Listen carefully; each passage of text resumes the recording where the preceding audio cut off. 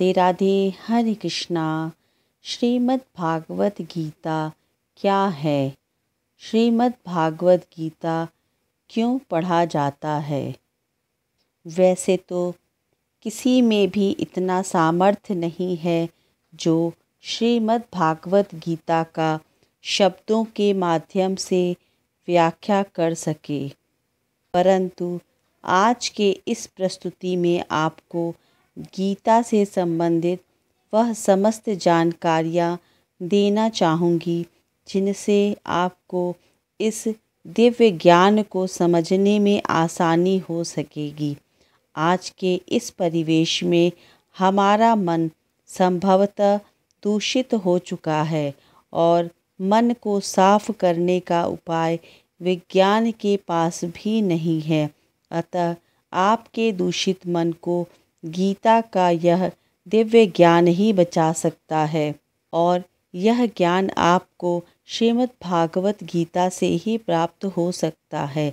गीता में प्राय मनुष्यों के सभी प्रकार के दुखों का निवारण दिया गया है। इसमें वर्णित प्रत्येक श्लोक का अर्थ हर व्यक्ति के लिए अलग अलग हो सकता है और यही कारण है कि इस दिव्य पुस्तक में आपको अपने प्रत्येक प्रश्न का सटीक उत्तर मिलेगा। अक्सर देखा गया है कि लोगों को श्रीमद् भागवत गीता समझ में नहीं आती है। इसका प्रमुख कारण यह है कि उन्हें श्रीमद् भागवत गीता के पात्रों एवं उनकी भूमिकाओं के बारे में पूरी जानकारी नहीं होती है। श्रीमद् भागवत गीता पूरे महाभारत का केवल एक भाग है जिसमें केवल श्री कृष्ण एवं अर्जुन का संवाद ही है। अतः उन्हें भगवान श्री कृष्ण एवं अर्जुन का संवाद ही समझ में आता है, क्योंकि वे महाभारत के सभी पात्रों के बारे में जानकारी नहीं रखते हैं। अतः उन्हें पूरी गीता समझ में नहीं आती है।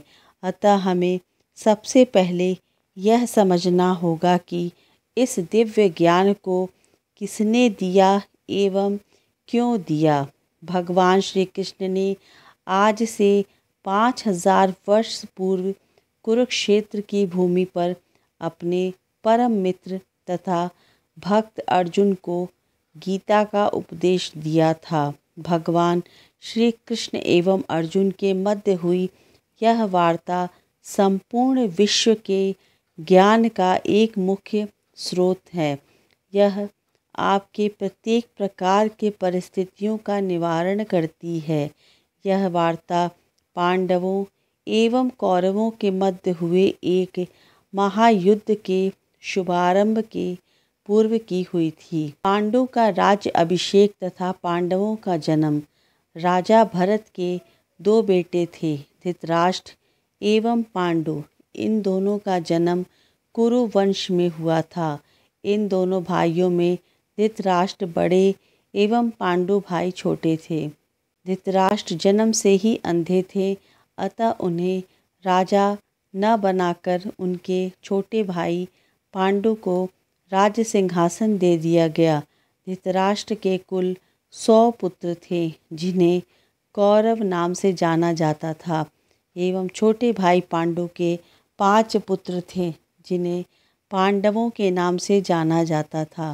दुर्योधन एवं दुशासन क्रमशः धृतराष्ट्र एवं गांधारी के क्रमशः पहले एवं दूसरे पुत्र थे। वहीं पांडव क्रमशः युधिष्ठिर, भीम, अर्जुन, नकुल एवं सहदेव, पांडु एवं कुंती के पुत्र थे। पांडु की मृत्यु अल्प आयु में ही हो गई थी, अतएव धृतराष्ट्र को कुछ समय के लिए राजा बना दिया गया एवं पांडु के 5 पुत्रों को धृतराष्ट्र के संरक्षण में रखा गया। धृतराष्ट्र एवं पांडु के पुत्रों ने गुरु द्रोणाचार्य से सैन्य कला एवं ज्ञान अर्जित किया। इन सब में सबसे परम पूज्य भीष्म पितामह भरत वंश के सर्वोच्च परामर्शदाता थे। भीष्म पितामह धृतराष्ट्र एवं पांडु दोनों भाइयों के दादा बाबा थे। लाक्षागृह षड्यंत्र तथा द्रौपदी स्वयंवर। धृतराष्ट्र हमेशा से चाहते थे कि उनका सबसे बड़ा पुत्र दुर्योधन राज्य का उत्तराधिकारी बने। यही कारण भी था कि कौरवों में सबसे बड़ा दुर्योधन पांडवों से घृणा करता था। अतः धृतराष्ट्र के सहमति से दुर्योधन ने पांडवों को मारने का षड्यंत्र भी रचा, परंतु पांडव अपने ममेरे भाई भगवान श्री कृष्ण एवं चाचा विदुर के संरक्षण में रहने के कारण कई प्राणघातक आक्रमणों के बाद भी बचे रहे।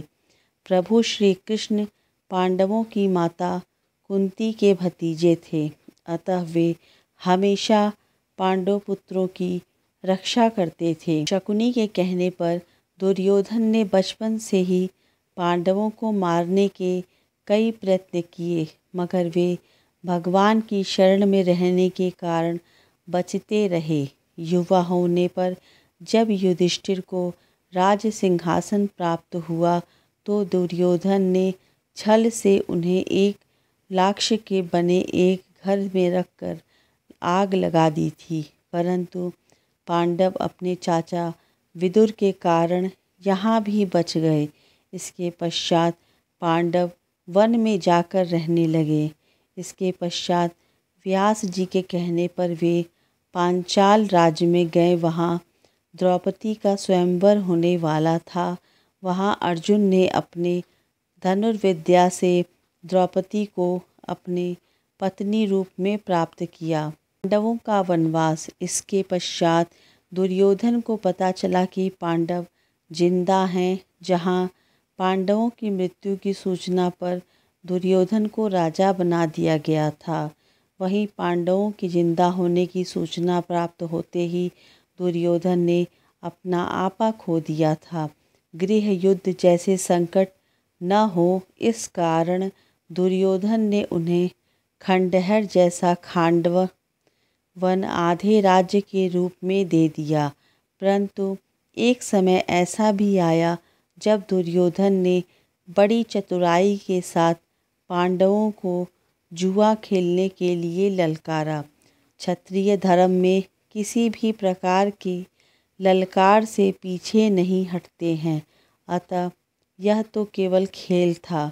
दुर्योधन ने अपने भाई दुशासन एवं अपने मामा शकुनी के साथ मिलकर पांडवों को जुए में हराकर उनसे उनका राज्य एवं उनकी पत्नी तक को जीत लिया। इसके पश्चात वे द्रौपदी का चीरहरण करने को उद्यत हुए, परंतु भगवान श्री कृष्ण ने भरी सभा में उनकी लाज बचाई। इसके पश्चात पांडवों को 12 वर्ष का वनवास और 1 वर्ष का अज्ञातवास मिला। अज्ञातवास काटने के बाद जब वे अपना राज्य वापस लेने आए तो दुर्योधन ने मना कर दिया। इसके बाद पांडवों ने केवल 5 गांव की मांग की। दुर्योधन ने उन्हें सुई की नोक पर भी भूमि देने के लिए मना कर दिया। इस पर पांडवों को युद्ध करने को विवश होना पड़ा। श्री कृष्ण का अर्जुन को श्रीमद् भागवत गीता उपदेश। इसके पश्चात जब युद्ध का समय आया तब रणभूमि में अपने ही भाइयों, दादा, मामा, चाचा, सगे संबंधियों इत्यादि को देखकर अर्जुन मोह से व्याकुल हो गए और उन्होंने भगवान श्री कृष्ण से युद्ध न करने की इच्छा व्यक्त की। इसके पश्चात भगवान श्री कृष्ण ने उन्हें गीता का यह अद्भुत ज्ञान दिया। युद्ध के पश्चात पांडवों को उनका राज्य मिला। अंत में 5 पांडव एवं द्रौपदी को स्वर्ग में स्थान मिला, जहाँ उन्होंने अपने भाइयों कौरवों को देखा एवं उन्हें प्रभु श्री कृष्ण का भी दर्शन प्राप्त हुआ। श्रीमद् भागवत गीता पढ़ने से क्या होता है? प्रथम समय जब कोई श्रीमद् भागवत गीता का अध्ययन करता है तो क्या होता है। स्वयं जब मैंने श्रीमद् भागवत गीता का अध्ययन आरंभ किया था तो उस समय मुझे लगा कि मैं एक अंधे के रूप में इसे पढ़ रहा हूँ। मुझे केवल इतना ही समझ में आया कि अर्जुन और भगवान श्री कृष्ण के मध्य युद्ध करने न करने को लेकर प्रश्न उत्तर हो रहा है। इसके अतिरिक्त बस इतना ही समझ पाया कि कौन किसका पिता है, कौन किसका पुत्र है, कौन किसका भाई है। इसके अतिरिक्त आपको कुछ भी समझ में आने वाला नहीं है। परंतु यदि आपको समझ आ रहा है कि आगे क्या हो रहा है तो आप पर सच्चिदानंद स्वामी श्री कृष्ण की कृपा है। द्वितीय बार अध्ययन करने पर क्या पता चलता है कि जब आप दूसरी बार श्रीमद् भागवत गीता को पढ़ते हैं तब आपके मन में कई सवाल उत्पन्न होने लगेंगे। उन्होंने ऐसा क्यों किया अथवा उन्होंने वैसा क्यों किया? क्या होता यदि ऐसा न हुआ होता तो? इसके अतिरिक्त अन्य कई सवाल आपके सामने आएंगे। तृतीय बार अध्ययन करते समय आपको क्या समझ में आएगा? तृतीय बार जब आप श्रीमद् भागवत गीता का अध्ययन करते हैं तब आपको यह धीरे धीरे समझ में आने लगता है, परंतु हर एक पाठक को इसका अर्थ उनके अनुसार समझ में आता है, क्योंकि यह एक दिव्य पुस्तक है। अतः यह आपको आपके प्रश्नों जिज्ञासाओं का उत्तर आपके अनुसार ही मिलेगा।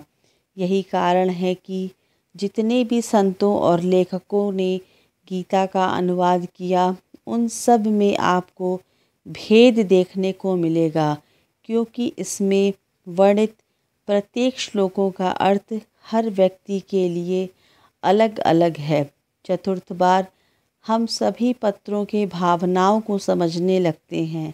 श्रीमद् भागवत गीता का क्रमशः चतुर्थ बार अध्ययन करते समय आपको पता चलेगा कि वहाँ उपस्थित सभी पत्रों के मन में क्या चल रहा है।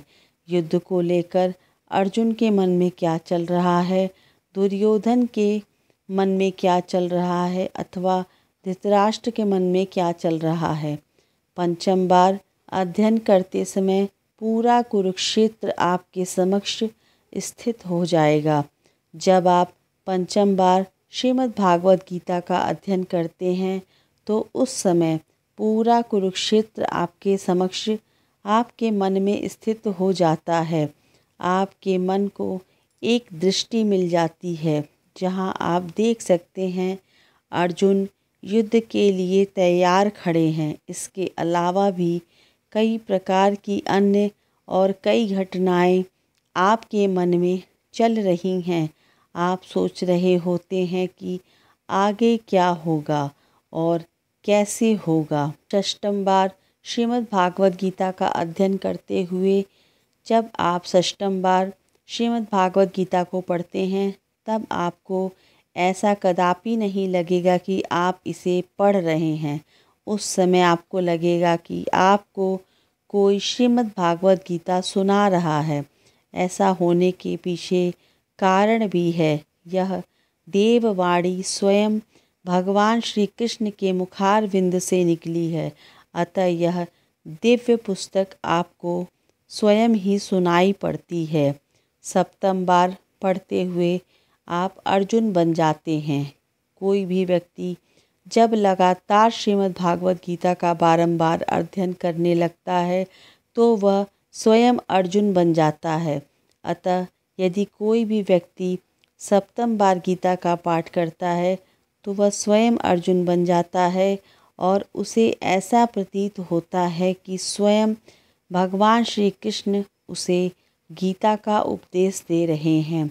अष्टम बार पढ़ते हुए आपको अनुभव होता है, जब आप अष्टम बार भगवत गीता का अध्ययन करते हैं तब आपको यह अनुभव होने लगता है कि भगवान श्री कृष्ण कहीं और नहीं हैं अपितु आपके अंदर ही समाहित हैं। आप उन्हें किसी देहधारी के रूप में नहीं अपितु उन्हें तत्व रूप से देखने लगते हैं। आपको धीरे धीरे यह ज्ञान होने लगता है कि प्रभु ब्रह्मांड के प्रत्येक कण कण में निवास करते हैं एवं उनका तत्व रूप आपके समक्ष आने लगता है। श्रीमद् भागवत गीता में सभी प्रश्नों के उत्तर हैं। यदि कोई व्यक्ति प्रतिदिन श्रीमद् भागवत गीता का अध्ययन करे तो उन्हें उनके सभी प्रश्नों के उत्तर मिलने लगते हैं। श्रीमद् भागवत गीता में उन सभी प्रश्नों के उत्तर दिए गए हैं जो प्रश्न आप भगवान से पूछना चाहते हैं। आपके मन में चल रहे प्रत्येक प्रश्न का उत्तर इस दिव्य पुस्तक में बहुत ही सहज रूप से उपलब्ध है।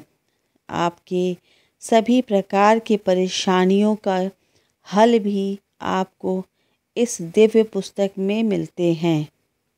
श्रीमद् भागवत गीता मात्र एक पुस्तक नहीं है, यह एक अमृत है।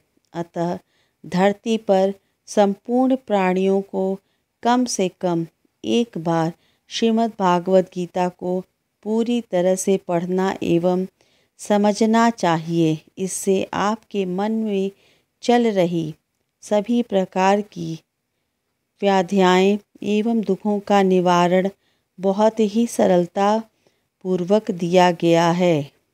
हरे कृष्ण कृष्ण कृष्ण हरे हरे, हरे राम राम राम हरे हरे।